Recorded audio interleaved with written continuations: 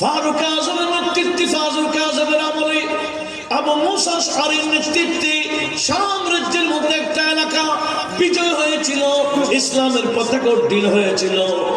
বিশাল এক কিল্লা দখল করে ফেলেছেন। কিল্লার ভিতরে যখন ঢুকলেন দেখলেন বিশাল এক সিন্ধুক। কি মানুষ তো আগে সিন্ধুকের মধ্যে কি রাখতেন? দামি দামি জিনিস সব কোথায় রাখতেন? তখন কি ব্যাংক ছিল?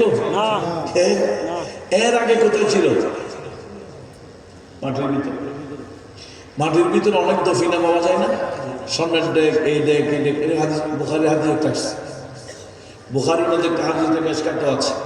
এটা ফার্স্ট ইয়ারের সিলেবাস মুক্ত হাদিস। এক মানুষ একজন থেকে জায়গা একটা কিনে নিয়েছে। আচ্ছা, আপনাদের কিছু বিরক্ত লাগে না? হ্যাঁ, আচ্ছা, সমস্যা তো নেই না? প্যাকেটের জন্য বসছেন? ঠিক আছে। এগুলো টয়লেট, বাকিগুলো গেছে, ঠিক না? ইনারা ওয়াজের বিষয় বুঝে একটু লক্ষ্য করুন।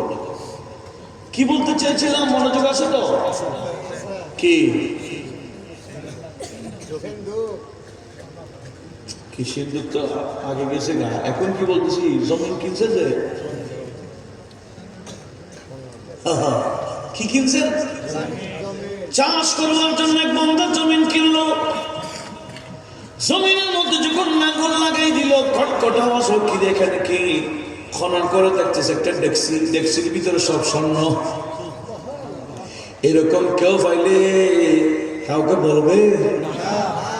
আমার মনে হয় বউকেও বলবে না। কোথায় ঢুকে রাখবে? আলমারির ভিতরে। বাইর করলে একটা মেটা করে বাইর করবে।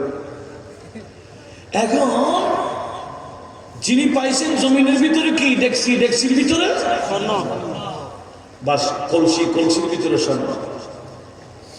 কলসির ভিতরে যখন স্বর্ণ দেখলো, এই কলসি সহ যিনি বিক্রি করেছেন জমিন, ওনার কাছে দৌড়ে গেছে।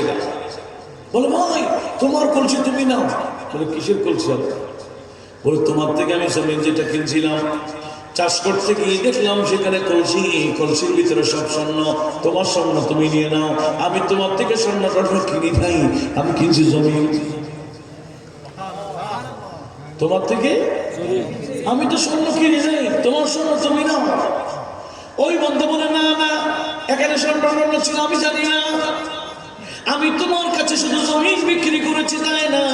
জমিনের ভিতরে যা আছে সব তো বিক্রি করেছি, এগুলো আমি নিব না, তুমি রাখো। বল না, আমি স্বর্ণ কিনি না, আমি কেন নিব? এ বলছে, না, জমিনে যা ছিল সব তোমার। দুজনেই মারামারি হয়ে গেছে, নিবে না বলে। বলে, ঠিক আছে, একজনের কাছে যাই। বলে, কি? বিচারের জন্য। একজন বন্ধার কাছে গেলেন বিচারের জন্য। একজন বলে, ভাই দেখেন, আপনি একটু বিচার করে দেন তো, আমি ওনার থেকে জমিন কিনেছি, জমিনের ভিতরে স্বর্ণের এই কলসিটা পাইছি, ওনাকে দিচ্ছে, উনি নিচ্ছে না। উনি বলছেন, ভাই আপনি বলেন তো দেখি, আমি তো ওনার কাছে জমিন যখন বিক্রি করেছি, জমিনের ভিতরে যা আছে সব তো বিক্রি করে দিয়েছি, এগুলো আমি কেন নিব? বিচারে বলে, কি রে, এতগুলো স্বর্ণ নিচ্ছে না? এদের কাছে দুনিয়ার কোনো লোভ নাই, মানুষের হক দখল করতে চাচ্ছে না। হ্যাঁ রে, গুরুজন তো বড় মুত্তাকি মানুষ। এই বন্ধা বিচারক বড় টেনশনে পড়ে গেছেন, স্বর্ণ কাকে দিবে? আচ্ছা, বলছেন আপনার ছেলে মেয়ে আছে? একজন। আমার ছেলে আছে একটা। আপনার কি আছে? বলে, আমার একজন মেয়ে আছে। বলে, আমি পাইছি বিচার। বলে, কি? বলে, আপনার ছেলের সাথে আপনার মেয়ের বিয়ে হবে, এই স্বর্ণগুলা এদের বিয়ে খরচ হবে। সুন্দর বিচার না? বিয়ের মধ্যে কি হবে? খরচ হবে।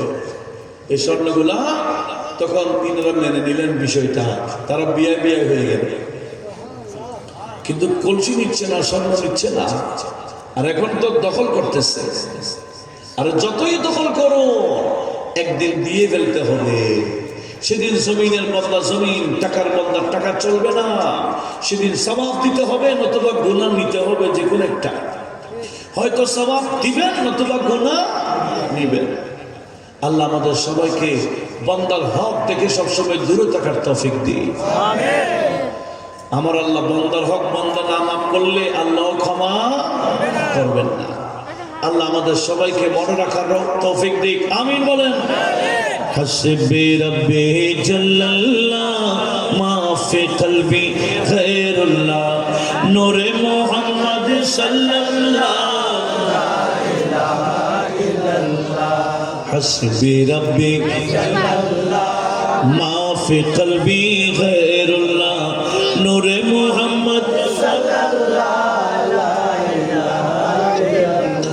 और कोई गैब क्या तुमसे निहा हो भला और कोई गैब क्या तुमसे निहा हो भला जब न खुदा ही छुपा जब न खुदा ही छुपा तुम पे करोड़ों दुरूद हस्बी रब्बे जल्लल्लाह नूरे मोहम्मद सल्लल्लाहु